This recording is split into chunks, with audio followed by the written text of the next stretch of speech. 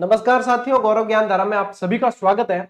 एक नए बैच में नई ऊर्जा के साथ मैं आप लोगों का स्वागत करता हूं और अपन ये सुनिश्चित करेंगे इस बैच में कि जो मूल किताबों का हवा बना हुआ है, जो भय बना के रखा है, सभी कहते हैं मूल किताबें पढ़ो, ये करो वो करो, लेकिन पढ़ाने का जब नाम आता है तब आप लोगों को शांति काल हो चाहे युद्ध काल, ये जीजीडी का प्लेटफॉर्म और मैं आप लोगों को नजर आऊंगा। ये जो हवा है इसको दूर करने का प्रयास करेंगे। इसके अंदर इसमें अपन स्पेशली देखो, यदि इसका नाम देखोगे तो अपन ने क्या रखा है, रणभूमि विजय बैच, जो खुद एक ऊर्जा देने वाला नाम है। यदि इसको देखते हैं ना तो वास्तव में ऊर्जा महसूस होती है। ये नाम इसी को सोच समझ के रखा है। और जैसा मैंने कहा था कि अपन जो क्लास की शुरुआत करेंगे वो कक्षा 10 से करेंगे। देखो इसके अंदर अपन क्या करने वाले हैं, इसके अंदर अपन आरबीएसई की जितनी किताबें हैं यानी कि छठी से लगा के 10वीं तक की वो पढ़ेंगे, है ना। मैं आप लोगों को शॉर्ट में बता देता हूं इस परिचय के माध्यम से, थोड़ा सा 2 मिनट इस क्लास से पहले ही, ताकि आपको समझ में आ जाए चीज, है ना। जो नए बच्चे भी जुड़ रहे हैं वो भी ध्यान रखें कि सब्सक्राइब कर लेना है। आपको पूरा बैच और पूरी क्लास यहीं पे यूट्यूब पे मिलनी है। इसके लिए आपको एप्लीकेशन पे जाने की कोई आवश्यकता नहीं है। यदि क्लास नंबर 1 आपको देखने को मिल रही है तो अंतिम भी देखने को मिलेगी यहीं पे, ये मेरा वादा रहा। देखो इसके अंदर क्लास 6 से 10 तक करेंगे, जिसमें अपन जो प्रारंभ कर रहे हैं वो प्रारंभ अपन कर रहे हैं कक्षा 10 से। किससे कर रहे हैं? कक्षा 10 से, क्योंकि सबसे मोस्ट इंपॉर्टेंट किताब है आपके राजस्थान अध्ययन की कक्षा 10 की। अब एक बात सुनो, छठी, सातवीं, आठवीं की किताबों में बदलाव हुआ है राजस्थान अध्ययन की, जिसमें से 8वीं की किताब आनी है, छठी और 7वीं की आ चुकी है। 9वीं और 10वीं की किताब में बदलाव नहीं किया जाएगा, ऐसा पाठ्य पुस्तक मंडल ने पहले ही स्पष्ट कर दिया है। और सबसे महत्वपूर्ण है कक्षा 10 की किताब, तो अपन शुरू कर रहे हैं कक्षा 10 से। कक्षा 10 का अध्याय 1 है, वो ही भैया आधी किताब घेर लेता है, तो उससे शुरू कर रहे हैं। अब आरबीएसई में मैं जो फेस करता हूं वो ये चीज मुझे लगती है कि इसमें भी अधूरापन है और इसमें भी कहीं कहीं त्रुटियां हैं। तो इस अधूरेपन को अपन पूरा करेंगे और इन त्रुटियों को सुधारते हुए साथ में चलेंगे। साथ ही साथ इस 10वीं और 9वीं की किताब में भी पुराने जिलों के अनुसार डेटा दे रखे हैं, जबकि छठी, 7वीं, 8वीं की किताब देखोगे तो नए जिलों के अनुसार आ गई। तो अपन इसको क्या करेंगे, मैं अपने लेवल पे आप लोगों को न्यू अपडेटेड पढ़ाऊंगा। ठीक है, क्या करेंगे, न्यू अपडेटेड चलेंगे अपन। 41 जिलों के अनुसार चलने वाले हैं, 41 जिले और 7 संभाग के अनुसार चलने वाले हैं। अब किसी के भी मन में कोई डाउट नहीं रह सकता कि गुरुजी क्या 41 जिलों के अनुसार पढ़ना है या नहीं। छठी, 7वीं, 8वीं की किताब देख लो, राजस्थान का परिचय उसके अंदर दे रखा है। मेरे पास में ये सामने पड़ी है किताब, ये जो है ये नवीनतम किताब है छठी की, और इसके अंदर 41 जिलों के अनुसार सारा का सारा डेटा अपडेट होकर आ चुका है। आरबीएसई गवर्नमेंट स्कूलों में चल रही है, अब किसी को कुछ पूछने की आवश्यकता नहीं, कहीं से भ्रमित होने की आवश्यकता नहीं है। अब आपको इसको पढ़नी है। अब इसमें होता ही है कि हर जगह बच्चा जो है उपलब्ध भी नहीं हो पाती किताबें और समझ में नहीं आता क्या पढ़ना है क्या छोड़ना है, और कुछ अधूरापन इसमें देखने को मिलता है। मैं आप लोगों को क्लासेस नोट्स मेकिंग पैटर्न के माध्यम से दूंगा, याद करवाने की कोशिश करूंगा चीजें, और जब भी ये क्लास होती है ये भी हो जाए उसके बाद आप मैच करके देख सकते हो कि अपन सिंगल वर्ड भी छोड़ने वाले नहीं है और आपके पास में बेहतरीन नोट्स होंगे। तो आप लोगों को अभी साथ साथ में क्या करना है, आपको एक रजिस्टर मेंटेन करना है। साथ में क्या करेंगे, एक रजिस्टर मेंटेन करना है जो स्पेशली आरबीएसई का 6 से 10 तक का आप बनाएंगे और उस पर लिखेंगे जीजीडी क्लासेस, है ना। और उसके अनुसार आपके अनुसार उसको बढ़िया सा लिख लो और इसको शुभारंभ करो। आज शुक्रवार से अपन शुभारंभ कर रहे हैं। अभी आप लोगों को मैं वीक में शुक्र, शनि, रवि को ये क्लास दे रहा हूं। थोड़ा सा अपना लक्ष्य भेदी बैच पूरा हो जाएगा तब इसको वीक में 5 डेज कर देंगे। और हर एग्जाम, चाहे आप आरएस दे रहे हो, चाहे पटवारी दो, चाहे सीईटी दो, चाहे रीट दो, कोई भी एग्जाम दो, ये आप लोगों का मूल बैच रहेगा और ये मूल किताबों पे आधारित है। अब मैं ज्यादा इसमें और कुछ नहीं कहूंगा, बस ये ध्यान रखो कि फीस 0 है लेकिन गुणवत्ता हीरो वाली मिलने वाली है आप लोगों को। ठीक है, बहुत बेहतरीन तरीके से पढ़ेंगे, सारी चीजें क्लियर करके निश्चिंत रहो। अब शुरू करते हैं अपनी इस क्लास को, और भैया सभी जगह शेयर करने की जिम्मेदारी आप लोगों की है। ये जो जीजीडियंस है ना, ये अपनी एक अलग ही पहचान लेकर चलते हैं पूरे राजस्थान के अंदर, तो ये डंका तो भैया बजना चाहिए। चलिए अब शुरू करते हैं अपनी इस क्लास को। पहला पार्ट जो है ना वो है राजस्थान का एक परिचय लिखा हुआ है। ठीक है, राजस्थान का इतिहास एक परिचय 10वीं के पहले पार्ट का नाम है, लेकिन उसके अंदर सारा राजस्थान जी के डाल रखा है, बहुत कुछ उसके अंदर दे रखा है। जिसमें पहले जो दे रखा है वो ये है कि पाषाण युग दे रखा है, राजस्थान का परिचय दे रखा है और ये चीजें। तो आज अपन पाषाण युग से भैया शुरू कर देते हैं। आज अपा भी आदि मानव बनी जावा।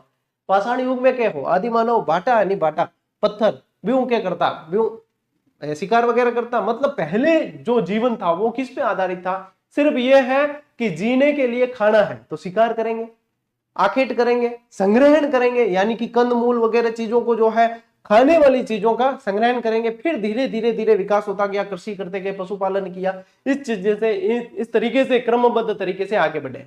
अब यहाँ पे बात आती है, जिक्र आता है राजस्थान के परिचय के रिगार्डिंग। तो परिचय में आप लोगों को यह ध्यान रखना है, राजस्थान का यदि आप ऐतिहासिक उल्लेख देखते हो तो ऋग्वेद में भी इसका उल्लेख देखने को मिलता है, वेदों के अंदर भी इसका उल्लेख देखने को मिलता है। राजस्थान का ये क्षेत्र जहां पे अपन रहते हैं, जो वीरों की भूमि है, ये ब्रह्मवर्त के नाम से जाना जाता था। ये किस नाम से जाना जाता था? इसको ऋग्वेद के अंदर, इसको ऋग्वेद में क्या कहा जाता था? इसे ब्रह्मवर्त कहा जाता था। क्या कहा जाता था? ब्रह्मवर्त के नाम से जानते थे। क्योंकि राजपूत ज्यादा रहते थे, इसलिए राजपुताना, रजवाड़ा, राजस्थान, रायथान, राजस्थानादित्य जैसे शब्द भी पढ़ने को मिले हैं, जिसके ऐतिहासिक उल्लेख जगह जगह देखने को मिले। तो ये परिचय है, तो परिचय के माध्यम से अपन देख लेते हैं कि इसमें क्या क्या है। देखो, एक अंग्रेज अधिकारी हुआ जिसका नाम था जॉर्ज थॉमस। ठीक है, जॉर्ज थॉमस नाम था। ये ग्वालियर के अंदर थे, और ग्वालियर जो है अपने यहाँ राजस्थान से पास में पड़ता है। तो वहां पे जो है इन्होंने, जॉर्ज थॉमस ने अपने राजस्थान वाले क्षेत्र के लिए इन्होंने प्रयोग किया शब्द राजपुताना। क्या शब्द प्रयोग किया? राजपुताना। और ये इन्होंने प्रयोग किया मौखिक रूप से 1800 ईस्वी के अंदर। लेकिन विलियम फ्रैंकलिन ने एक पुस्तक लिखी 1805 के अंदर, क्या थी? Military memoirs of mister George Thomas. उसमें लिखित प्रमाण मिला है राजपुताना नाम से। तो मौखिक रूप से 1800 में, लिखते लिखते 5 साल लगे, 1805 में जो है ये इस पुस्तक के अंदर राजपुताना लिखित रूप से प्रमाण मिलता है। तो सर्वप्रथम प्रयोग किसने किया? जॉर्ज थॉमस ने किया है। आयरलैंड के रहने वाले थे ये, ठीक है। और राजपुताना शब्द, लेकिन military memoirs of mister George Thomas, ये ध्यान रखना है। ये देखो, ये जॉर्ज थॉमस जो है, ये 1805 के अंदर ये विलियम फ्रैंकलिन ने पुस्तक लिखी थी, जिसका नाम क्या था? Military memoirs of mister George Thomas. मौखिक रूप से जॉर्ज थॉमस ने कब किया? 1800 ईस्वी के अंदर किया है। ठीक है, और थोड़ा सा यहीं पे देख लेते हैं अपन, ऋग्वेद के अंदर भैया कौन सा है? ऋग्वेद, यानी कि वेदों की दो उच्चारण या पढ़ने का काम कौन करते थे? ब्राह्मण करते थे। तो ब्रह्म याद रखना, ब्रह्मवर्त कहा गया ऋग्वेद के अंदर, यहाँ याद रह जाए, याद रह जाए ना, टबर इजी हो जाए। रामायण के अंदर जो है मरुकांतार कहा है वाल्मीकि ने। एक बसंतगढ़ शिलालेख मिला है सिरोही के अंदर। कहा मिला है? सिरोही के अंदर मिला है। ये सिरोही के अंदर जो चावड़ा वंश के वर्मनाथ द्वारा उत्कीर्ण करवाया गया था, दास प्रथा पर यह लिखा गया था। इसके अंदर उल्लेख मिलता है राजस्थानादित्य। इसके अंदर क्या उल्लेख मिलता है? बसंतगढ़ शिलालेख के अंदर राजस्थानादित्य मिलता है। ये एक तरीके से आप लोगों के रिवीजन होगा कई बच्चों के, क्योंकि उन्होंने पढ़ रखा है।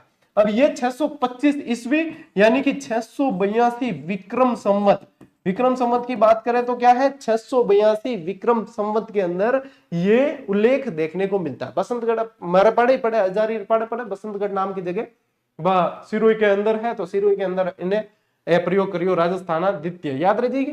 राजपुताना, ब्रह्मवर्त, मरुकांतर, राजस्थानादित्य। बात क्लियर होगी? ठीक है। इनके अलावा देखो, ध्यान रखियो मुहणोत नैण सिंह, जो जोधपुर के जो जसवंत सिंह जी शासक बन दीवान हा। ठीक है, एक मिनट, ओके, नोटिफिकेशन आवे।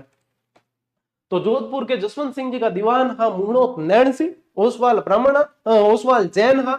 यह भी प्रयोग करियो है राजस्थान के बारे में। राजस्थान शब्द का प्रयोग प्रथम ऐतिहासिक ग्रंथ के अंदर किया है, डिंगल भाषा के अंदर। किसमें? मुहणोत नैणसीरी ख्यात के अंदर किया है। किसके अंदर किया है? मुहणोत नैणसीरी ख्यात के अंदर किया है। और लेखक कवि वीर भान रत्नों ने प्रयोग किया है राज रूपक में राजस्थान शब्द का। यह भी ध्यान रखना है, राज रूपक के अंदर कवि वीर भान ने भी ये उल्लेख किया है राजस्थान शब्द का। फिर देखो, महाराजा भीम सिंह जो जोधपुर के हैं, वो 1791 में एक पत्र के अंदर राजस्थाना शब्द उनके देखने को मिलता है। और कर्नल जेम्स टोड, जिन्हें घोड़े वाले बाबा कहा जाता है, और क्या कहा जाता है? राजस्थान के इतिहास का जनक कहा जाता है। कर्नल जेम्स टोड के ऐतिहासिक साक्ष्य जुटाने, मतलब घोड़ो लेन यू निकल जाता और गांव गांव जाता, तो क्या होता कि बटे जो टाबर आनी, देखो टाबर हमें भी कोई घोड़ो आती आज अगर गली में, मोहल्ले में, गांव में, तो लार लार उतर जाए, घोड़ो आयो, घोड़ो आयो, घोड़ो आयो, हाथी आयो, हाथी आयो। तो कर्नल जेम्स टोड आता तो लार लार उतरता के मायत पूछता कि कौन है? तो के घोड़े वाले बाबा। तो नाम पड़ गया घोड़े वाले बाबा है। ठीक है, राजस्थान के इतिहास का जनक कहा जाता है। तो 1829 के अंदर कर्नल जेम्स टॉड ने अपनी पुस्तक एनल्स एंड एंटीक्विटीज में राजस्थान में ये नाम लिया है, जिसमें इन्होंने कहा है राजस्थान, इन्होंने क्या क्या शब्द प्रयोग किए, राजस्थान, रजवाड़ा, राजस्थान, रजवाड़ा और रायथान, इन शब्दों के प्रयोग हुए। ठीक है, ये ध्यान रखेंगे अपन। ठीक है, तो ये इनकी पुस्तक का नाम भी ध्यान रखना, जो थी central and western Rajput states of India, ये भी आप लोगों को ध्यान में रखना है। और वर्तमान नाम में ध्यान रखना, स्वतंत्रता के बाद 30 मार्च 1949 को सर्वसम्मति से राजस्थान नाम रखा गया एकीकरण के चरण के अंदर। अब एकीकरण में तो ये रखा है, मैंने याद भी करवाया हुआ एकीकरण, किसी ने मेरे से पढ़ा है तो 1825, 1830 का आधा 15, तो चौथे चरण के अंदर ये नाम हो गया, क्योंकि ज्यादातर बड़ी रियासतें उस समय तक शामिल हो चुकी थी।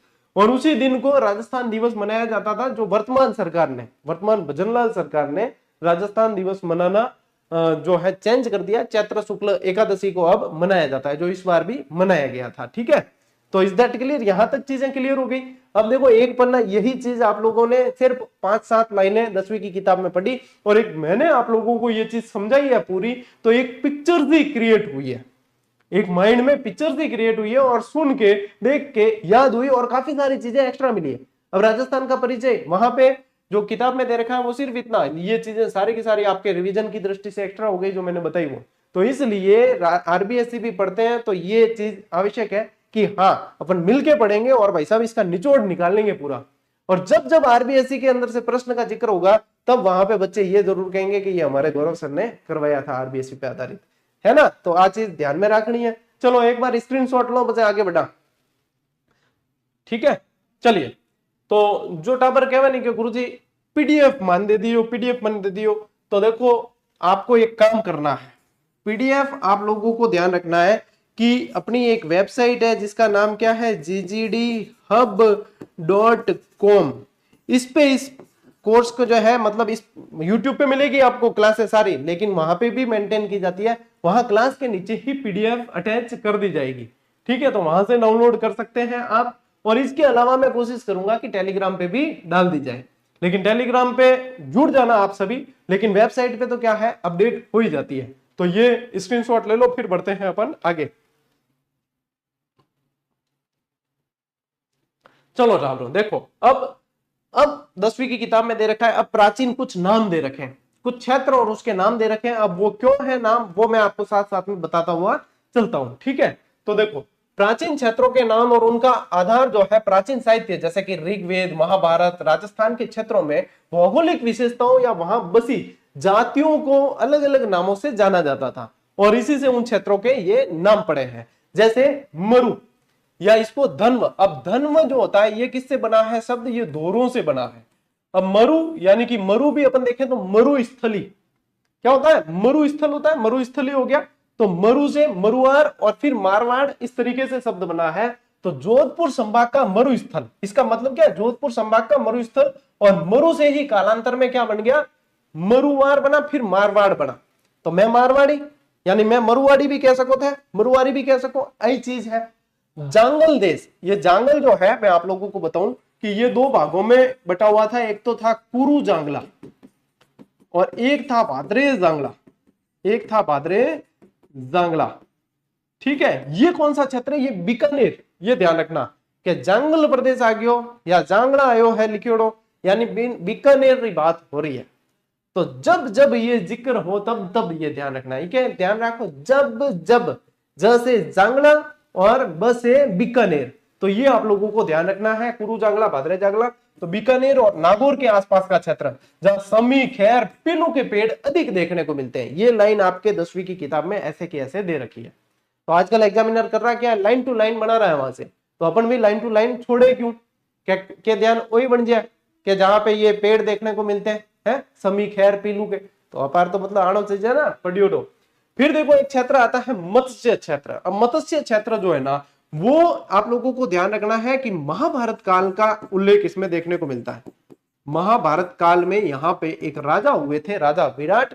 इनके यहाँ पे पांडवों ने अज्ञात वर्ष बिताया था, इनके यहाँ पे 1 साल का अज्ञात वर्ष बिताया था। तो ये जो क्षेत्र है ये मत्स्य के नाम से जाना गया, जिसमें आता है आपके जयपुर, अलवर, भरतपुर। ठीक है, और इसके साथ साथ आप क्या ध्यान रखेंगे, अलवर के साथ खैरतर तिजारा भी ध्यान रखना है। जयपुर के साथ आपको ध्यान रखना है कोटपुतली बहरोड वाला क्षेत्र भी आता है, क्योंकि बैराट स्पेशली कहां पड़ता है, बैराट स्पेशली कोटपुतली बहरोड में पड़ता है। तो इसको साथ में लिख लेना, कोटपुतली बहरोड, क्या ध्यान में, कोटपुतली बहरोड भी ध्यान में रख लेना है। इसकी राजधानी विराटनगर थी, जिसका उल्लेख मिलता है, कहां मिलता है, महाभारत के अंदर उल्लेख मिलता है। और ये वही विराट यानी कि बैराट वाला क्षेत्र, ये वही है बैराट, ठीक है, मौर्यकालीन सभ्यता जो जानी जाती है। आगे बात समझ, बस ध्यान रखो सूरसेन, सूरसेन जो है भरतपुर मथुरा से टच, मथुरा पड़ता है यूपी के अंदर, तो यूपी से टच होने वाला जो जाट बाहुल्य क्षेत्र, यानी कि जाट राजा हुए यहाँ पे, भरतपुर और धौलपुर के अंदर जाट शासक हुए, तो वो वाला जो क्षेत्र है मथुरा से सटा हुआ वो सूरसेन में आता है, जिसमें धौलपुर करौली का भी कुछ भाग आ जाता है, ठीक है। पता है भाई साहब कांठल, देखो कांठल में क्या ध्यान रखोगे, कांठ बोला जाता है नदी को, कांठ बोला जाता है नदी को, और अल का मतलब होता है किनारा, अल का मतलब होता है किनारा, तो यानी कि नदी के किनारे वाला क्षेत्र। अब कौन सी नदी है, सबने ध्यान है कि माही नदी है, माही नदी का जो प्रतापगढ़ वाला क्षेत्र है, प्रतापगढ़ बांसवाड़ा, वो कांठल के नाम से जाना जाता है, वो कांठल के नाम से जाना जाता है। तो क्या ध्यान रखोगे, माही नदी के किनारे यानी कि कांठे पर स्थित होने के कारण प्रतापगढ़ का भूभाग कांठल कहलाता है। इन वास्ते तो कांठल को ताजमहल है, काका जी की एक दरगाह है, क्या है, काका जी की दरगाह है जो कांठल का ताजमहल कहलाता है। तो ये भी लिख सकते हो आप, क्या लिख सकते हो, यहां कांठल का ताजमहल क्या कहलाता है, काका जी की दरगाह, काका जी की दरगाह, ठीक है। टावरों, अब देखो माही नदी के पाड़े ही, माही के पाड़े ही 56 का मैदान स्थित है, यानी कि माही के आसपास बांसवाड़ा और उसके आसपास 56 गांवों का एक समूह है जो 56 का मैदान कहलाता है। और माही नदी ध्यान में रखना है इसमें भी आपको, ठीक है। तो प्रतापगढ़ और बांसवाड़ा के मध्य 56 गांवों का समूह होने के कारण इसे 56 का मैदान कहा जाता है। अब इसके अलावा देखो लोकेशन, ये आप लोगों के जो है आरबीएससी का ही मैप है, लोकेशन देखोगे तो ये जांगल प्रदेश का है, बीकानेर वाला, मरु का अंतर आ जाता है मारवाड़, और साइड में जैसलमेर वाला क्षेत्र, सीवी आता है आपके मेवाड़ यानी कि चित्तौड़गढ़ उदयपुर वाला क्षेत्र, मालव आता है आप लोगों के टोंक और उसके आसपास वाला क्षेत्र, और मत्स्य जो है आपके जयपुर कोटपुतली बहरोड वगैरह वो वाला, सूरसेन आ गया मथुरा से सटा हुआ क्षेत्र, अर्जुनयन आया करौली वाला और वो वाला क्षेत्र। तो ये सारी की सारी शब्दावली भी आप लोगों को ध्यान में रखनी है। आप मान के चले कि आपकी बेहतरीन तैयारी जो है अब शुरू हो चुकी है, लेकिन मैंने तो भाई साहब आपके सारथी का जो जगह है आपके सारथी की वो ग्रहण कर ली है, लेकिन मुख्य भूमिका आप लोगों को ही निभानी पड़ेगी। भाई मैं तो आप लोगों के लिए रथ चलाता रहूंगा, लेकिन ये रथ तभी चल पाएगा जब आप लोग तत्पर रहेंगे। तो तत्पर रहना है। पहली क्लास में मैं देखूं कि हूस चिड़ियोड़ा टबर गणा है और धीरे धीरे यानी हूस उतर जिया करे, तो ये जोश है ना, ये दूध के उबाल की तरह ठंडा नहीं पड़ना चाहिए, बल्कि ये आप लोगों को जोश कायम रखना पड़ेगा, ठीक है। क्योंकि मेरी क्लास है तो भैया नियमित आएगी आएगी, लेकिन आपके ऊपर निर्भर है कि वो कितने नियमित आएगी और आप कितने इसके प्रति तत्पर हैं। लीजिए स्क्रीनशॉट।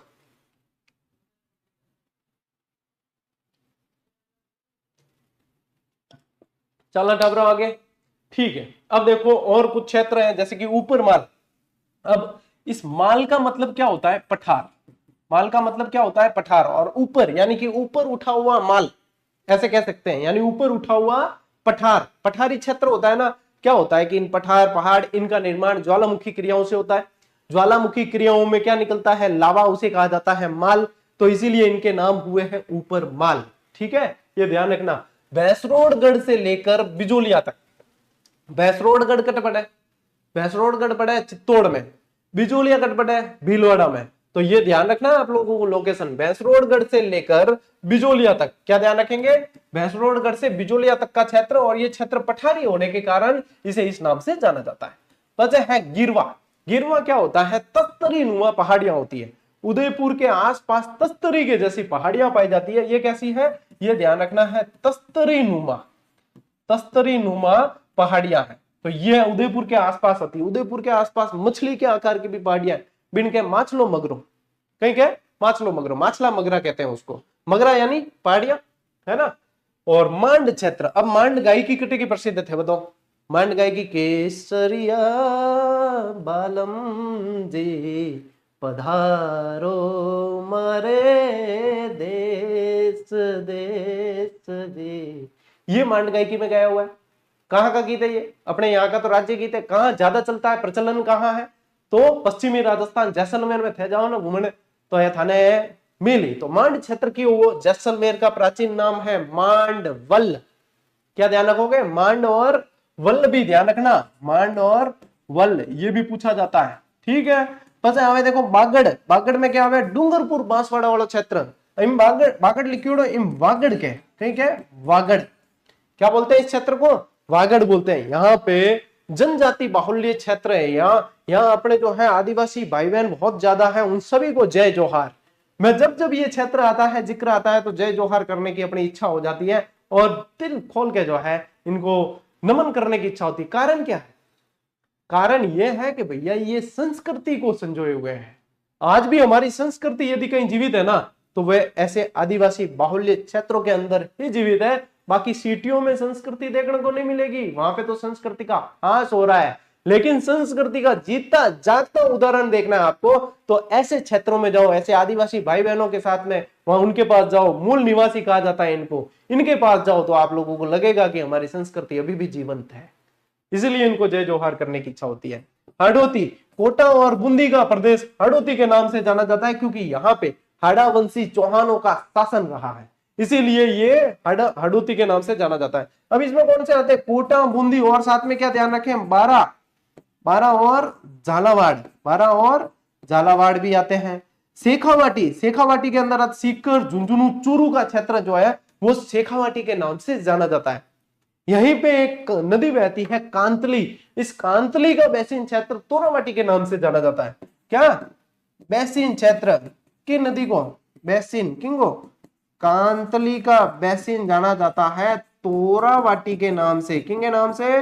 तोरावाटी के नाम से जाना जाता है। भाई साहब ले लो स्क्रीनशॉट, चलो स्क्रीनशॉट ले लो भाई।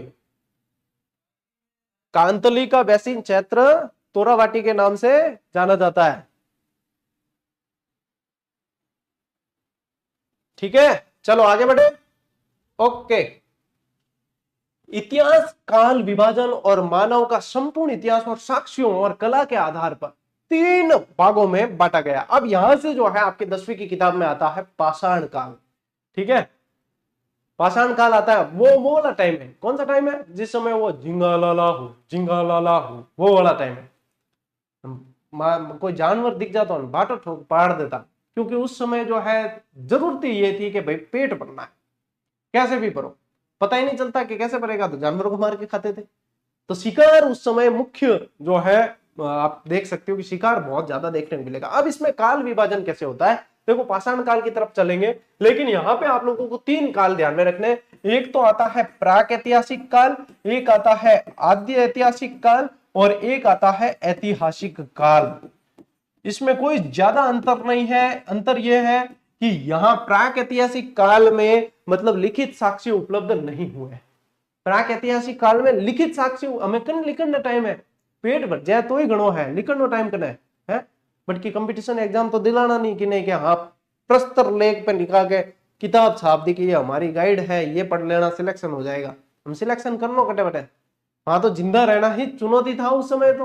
तो ये यहाँ पे कोई लिखित प्रमाण नहीं मिले। अब आद्य ऐतिहासिक काल है, यहाँ पे लिखित प्रमाण तो मिले लेकिन इनको पढ़ा नहीं जा सका, ढंग से पढ़ा नहीं जा सकता। प्रयास किया है क्योंकि भाव चित्रात्मक शैली थी यहाँ पे, पृष्ठोपेदन लिपि थी यहाँ पे, ये सब चीजें ध्यान है।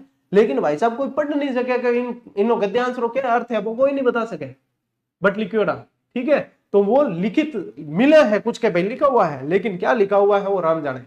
वो वाला है आद्य ऐतिहासिक, वो है आद्य ऐतिहासिक। ऐतिहासिक काल जो मतलब लिखित प्रमाण मिले, उनको पढ़ा जा सकता है, समझा जा सकता है, व्यवस्थित तरीके से लिखा हुआ है, वो है ऐतिहासिक काल। आ चीज है। अब इन्हें लिखो कि नोट क्या बताओ तो प्राक युग परिभाषा क्या है? वह काल जिसके ज्ञान के लिए कोई लिखित साक्ष्य उपलब्ध नहीं है, इस समय मानव लेखन कला से अपरिचित था। ये मैं पूरी तरीके से नोट्स मेकिंग पैटर्न पे लाया हूं, किताब भले 10वीं की आप साइड में रख देना, ये मेरी गारंटी है कि उसमें से एक प्रश्न बाहर नहीं जाएगा और उसमें से एक शब्द आपके कोई चूकने वाले नहीं हो, बल्कि उसमें से आपको एक्स्ट्रा चीज में करवाने वाला हूं। आप साइड में रख दो भले उसे, आप रजिस्टर को मेन रखो, जो मैं यहां पे करवा रहा हूं उसको लिखना है, वही आधार है, कोई चुनौती नहीं आगे। बस इसको पढ़ लिया, बस हो गया। समय सीमा देखो, सृष्टि के आरंभ से लगा के हड़प्पा सभ्यता के पूर्व तक ये काल चला है। जब से सृष्टि का निर्माण हुआ है तब से लगा के हड़प्पा के पूर्व तक ये काल चला है। फिर आता है भाई साहब आद्य युग। परिभाषा क्या लिखोगे, इस काल के लिखित साक्ष्य तो उपलब्ध है, लेकिन वे या तो अस्पष्ट है या उनकी लिपि को अभी तक पढ़ा नहीं जा सकता। कोई माइकालाल पैदा नहीं हुआ जो पढ़ के बता दे कि ये चीज इसमें ऐसे लिखी हुई है।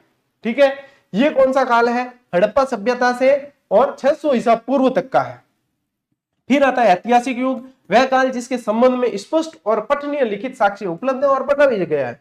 समय सीमा 600 ईसा पूर्व से लेके अभी तक भी, अभी भी अपन ऐतिहासिक युग के अंदर ही जी रहे हैं, लेकिन अपन अभी तक इतिहास बने नहीं है। अपा इतिहास कब बना, जब अपा चला जावा जरा अपा भी इतिहास बन जावा। ठीक है, ले स्क्रीनशॉट। इस तरीके से ही अपनी पूरी क्लासें चलेगी, इसी ऊर्जा के साथ में चलेगी, इसी पैटर्न के साथ चलेगी और आप लोगों को इसी तरीके से पढ़ते रहना है। ठीक है, चलो टाबरो, अब देखो, अब यहां यही चीज मैं आप लोगों को काल विभाजन और भी आसान तरीके से, क्या आप लोगों को और सारणीबद्ध के जब फास्ट रिवीजन करने पे आओगे तब कैसे होगा, कुछ नहीं करना। 3 युग है, प्राक युग लिखित साक्ष्य उपलब्ध नहीं, समय सीमा आरंभ से हड़प्पा पूर्व। आद्य युग उपलब्ध है लिखित साक्ष्य लेकिन अपठनीय है, हड़प्पा से 600 ईसा पूर्व तक है। ऐतिहासिक युग स्पष्ट और पठनीय है और 600 ईसा पूर्व से लेके भाई साहब अब तक अपन जी रहे तब तक। ठीक है, गो भाई, रिवीजन भी होगा, फास्ट रिवीजन। ले स्क्रीनशॉट, ले टाबरो।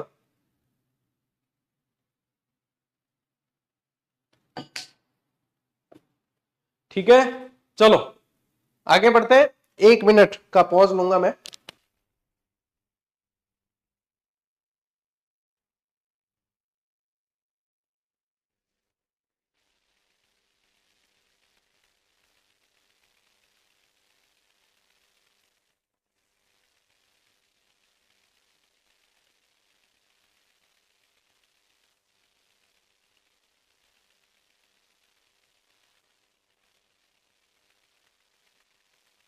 हाँ जी, तो अब बढ़ते हैं आगे।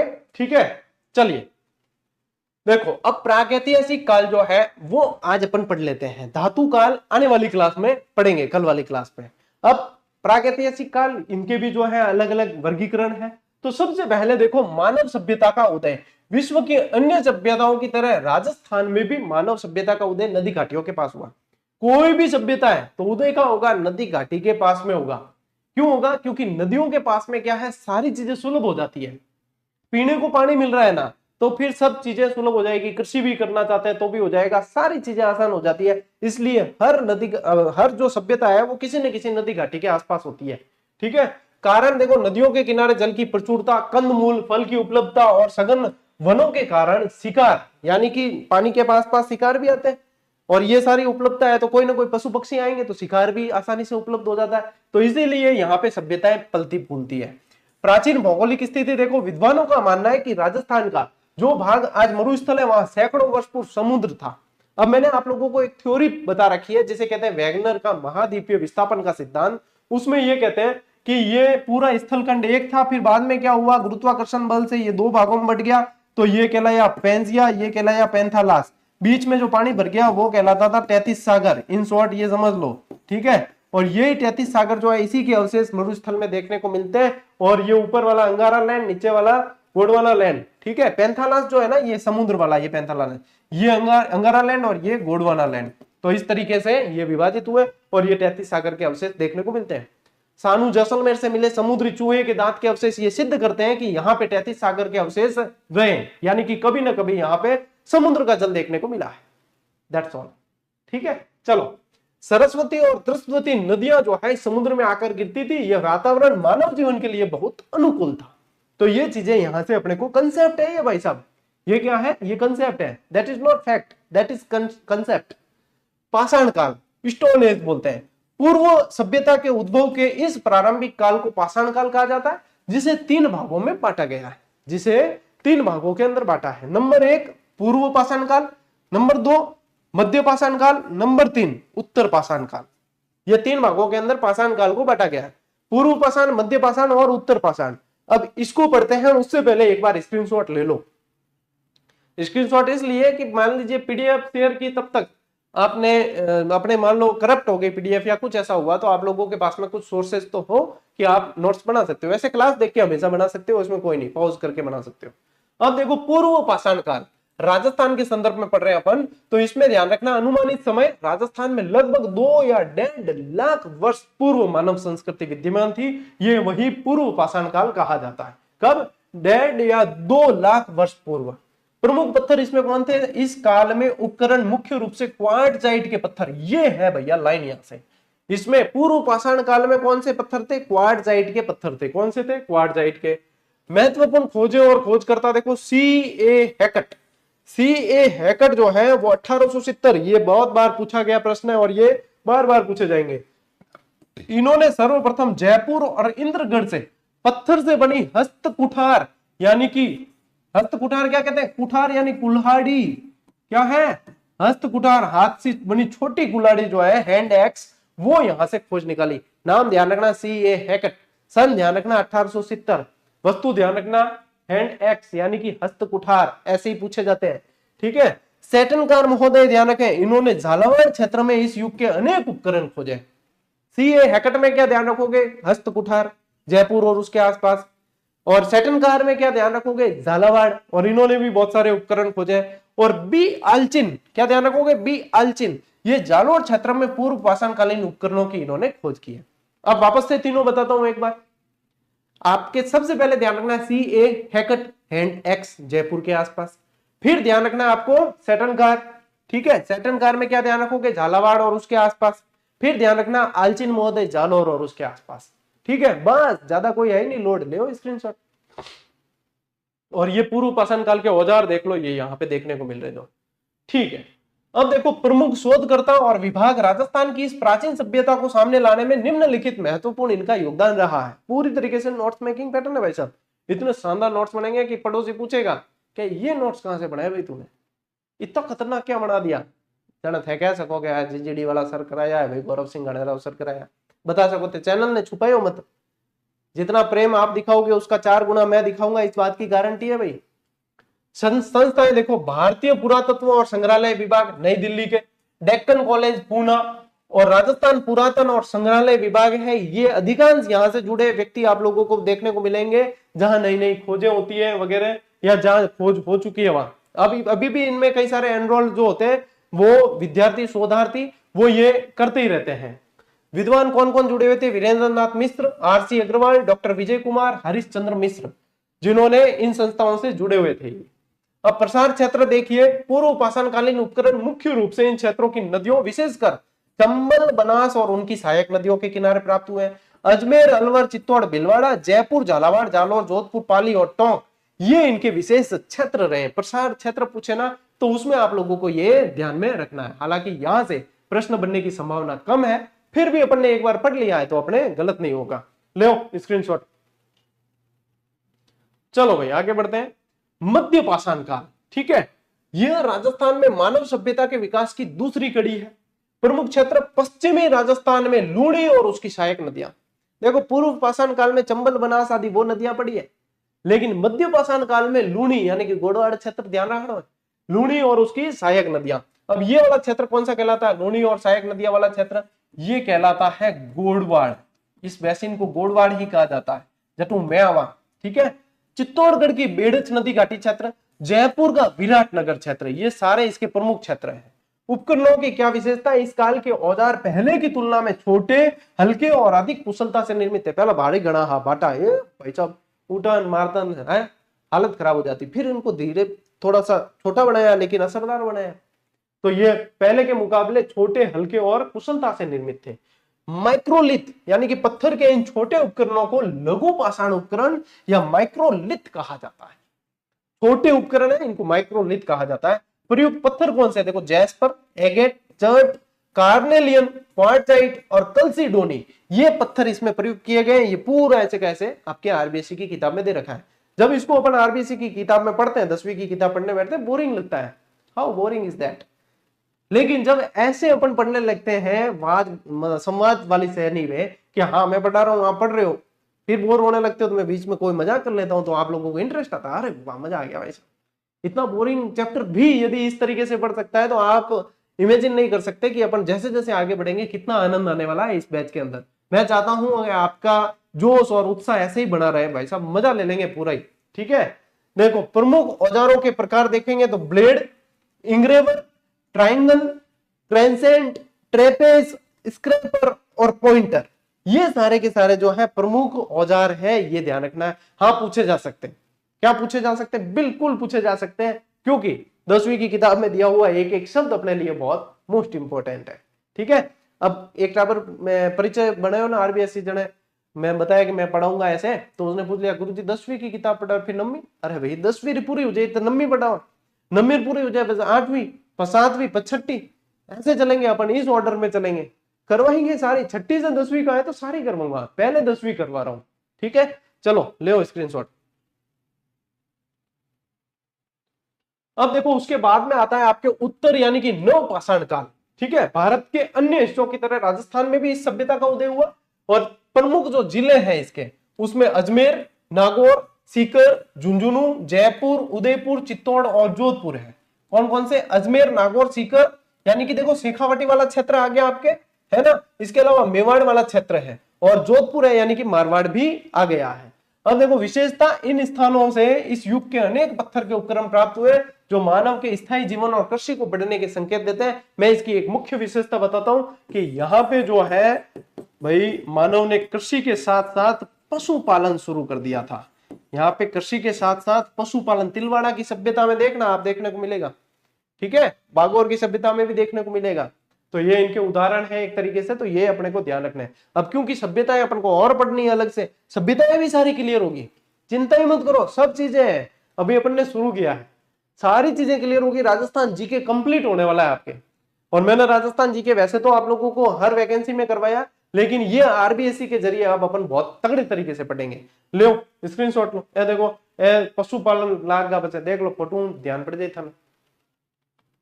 तो भाई साहब इसी के साथ ये क्लास आज की पूरी हुई और बहुत ऊर्जा के साथ में आप लोगों के मैं कमेंट चाहूंगा कि आपको कैसा लगा और कैसा, मतलब आगाज है, आगाज बढ़िया है ना, तो हर क्लास में ये जोश रहना चाहिए, मैं ये कहूंगा। और जिन विद्यार्थियों का आप सवाल है कि सर अपनी 6ठी से 10वीं की जो वस्तुनिष्ठ सार संग्रह आने वाली है, जिसने रीट में झंडे गाड़े थे, वो अपडेट होके कब तक आएगी, तो देखो 6ठी और 7वीं की किताब अपडेट होके आ गई है, तो उसका वहां तक का डेटा हमारा तैयार है। 8वीं की जैसे ही पता चल जाए कि भाई साहब ये 8वीं की, तो उसके मैं 5 से 7 दिन के अंदर आपको किताब उपलब्ध करा दूंगा। 9वीं 10वीं की हमारी बिल्कुल तैयार अपडेट हुई पड़ी है, 6ठी 7वीं की अपडेट हो गई, 8वीं के कारण रुके हुए, यानी मान के चलो ज्यादा से ज्यादा 10 दिन लगेंगे और उसके बाद में आपको वो सार संग्रह देने वाले, और आपके पास में वो सार संग्रह होना चाहिए। आप चाहे कोई भी एग्जाम की तैयारी कर रहे हो, ये गारंटी मेरी है कि उसको पढ़ने के बाद 1% भी आपको ये नहीं लगेगा कि भाई साहब इस किताब में वो चीज नहीं है या ये नहीं है। आपको हमेशा उसके अंदर ये लगेगा कि वास्तव में इतनी मेहनत कैसे,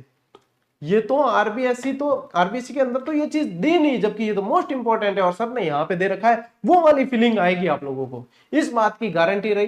कवर बन चुका है उसका, लेकिन मैंने अभी साझा नहीं किया है, क्योंकि मैं एक बार मैं कंटेंट तैयार हो जाए तभी साझा करें अपन, तो मैं सिर्फ 8वीं की किताब के कारण रुका हुआ हूं, बाकी मेरी चीज बिल्कुल रेडी है। मेरी वो लेखनी, मैंने उसके प्रति बहुत मेहनत की है, बहुत शानदार, तो वो जो है आपको रिजल्ट भी देगी, तो वो तैयार है, आप निश्चिंत हो जाए बिल्कुल। अपन दे देंगे लगभग, मान के चलो 10-1 दिन के अंदर आपको वो किताब दे देंगे, लेकिन हर अपडेट आपको टेलीग्राम पे दी जाती है, कब आ रही है, नहीं आ रही है, आ रही है या जो भी है, तो टेलीग्राम से जरूर जुड़े। गौरव ज्ञान धारा टेलीग्राम चैनल है, ऑलरेडी वहां पे 3 लाख से ज्यादा बच्चे जुड़े हुए हैं, तो आप भी जुड़ जाए ताकि किसी को कुछ पूछने की जरूरत नहीं, हर चीज की अपडेट वहां पे दी जाती है। तो आज के इस सेशन में, इस क्लास में साथियों इतना ही। अब मिलते हैं अपन अगली क्लास में, अगले सेशन में, तब तक के लिए राम राम, जय हिंद।